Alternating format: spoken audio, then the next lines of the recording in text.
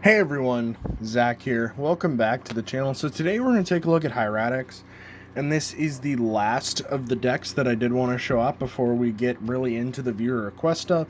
The last video you should have seen was Gravekeepers, but yeah, let's get into Hieratics. So Hieratics were a very hyped archetype coming out of Galactic Overlord, receiving a ton of hype, meaning the cards were actually worth a solid amount of money. Fortunately, this deck, they were all low rarity. The deck kind of never turned out to be what it was supposed to. But anyway, it's a fun deck nonetheless.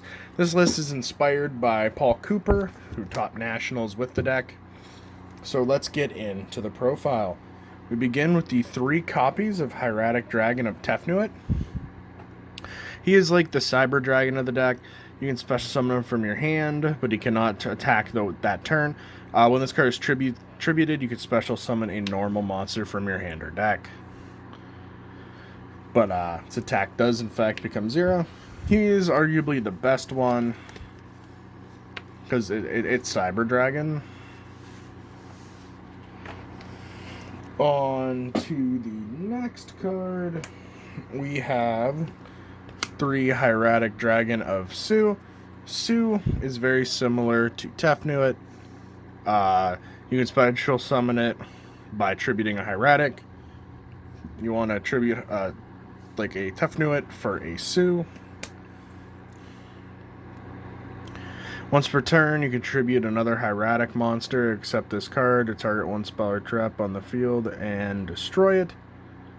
And when this card is tributed, you can special summon a normal monster from your hand deck graveyard. So they all carry that hand deck or graveyard style text, but Tefnuit is the one that can summon itself. So now we have the 3 Esset and 3 Nebthet.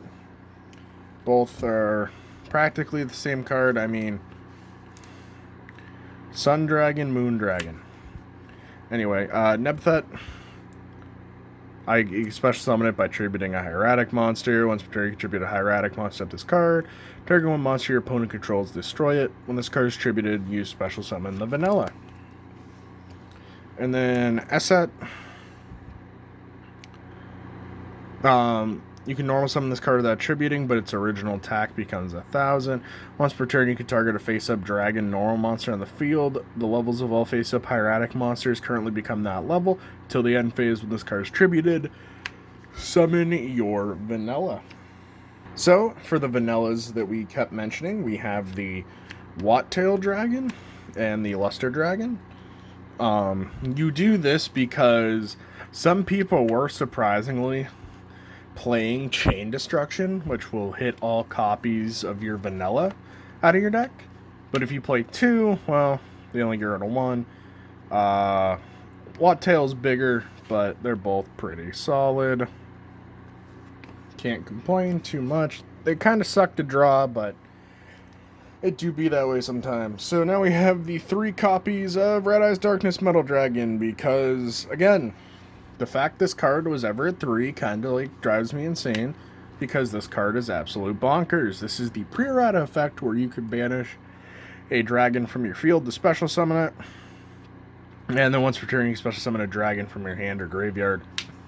He is just so powerful and very abusable. So that's why you run him. So for the non-hieratic monsters in the deck, we begin with the 3 Card D. I haven't had a chance to really talk about Card D on the channel yet. So this was a secret rare in Galactic Overlord that saw a lot of hype. Yes, I only have 1 secret, leave me alone. It cannot be special summoned, but during your main phase, when you normal summon it, you contribute it to draw 2 cards, but then your turn ends. It's just giving the deck additional consistency because a lot of the time this deck is just kind of going in to try to OTK. Next we have 2 Gen X Ally Birdman. This opens up the extra deck for you. For those of you who may not know, Birdman is a dark machine tuner. It lets you bounce a card from your field to your hand to special summon it. This card gets banished when it leaves the field. You don't really care because you're usually making a level 8 synchro with it. And then the final 2 monsters are just the 2 Effect Veiler.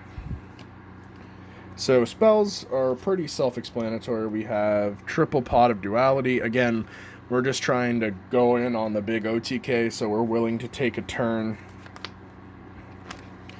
Also, we can set these as bluffs if we're going first, you know, to make your opponent unaware of what we're playing. Next, we have the triple Forbidden Lance. Lance just gives you the ability to hit over everything. It's really solid as always.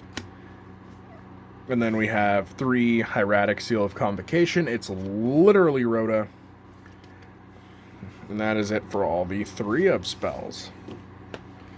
For the back row removal, 2 MST and a Heavy Storm.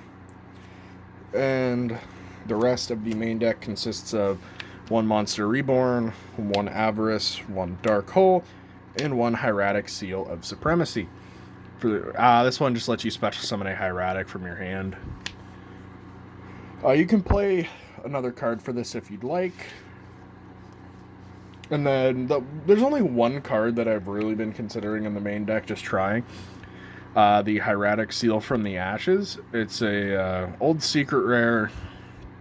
It's really cool, but once per turn, during your opponent's turn, you can send a Hieratic from your deck to the graveyard.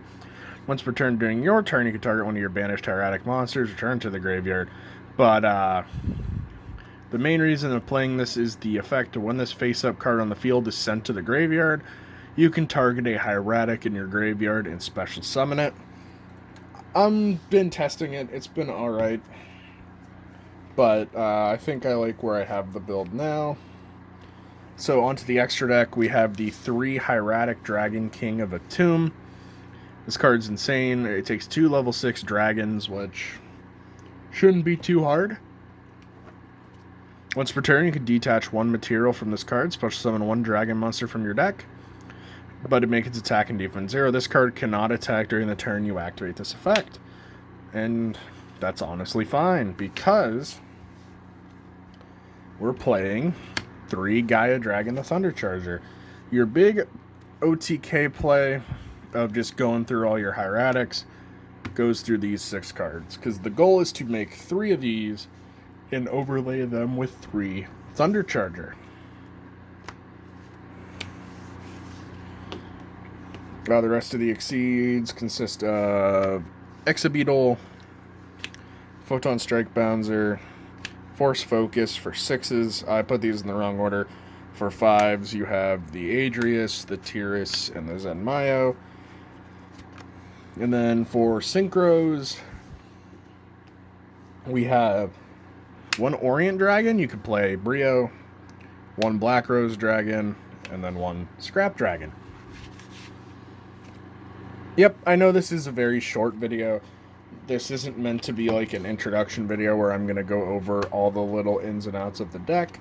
This is just a deck I feel you should know exists, and overall is a ton of fun. Thank you guys for watching. We'll see you guys in the next video. Peace.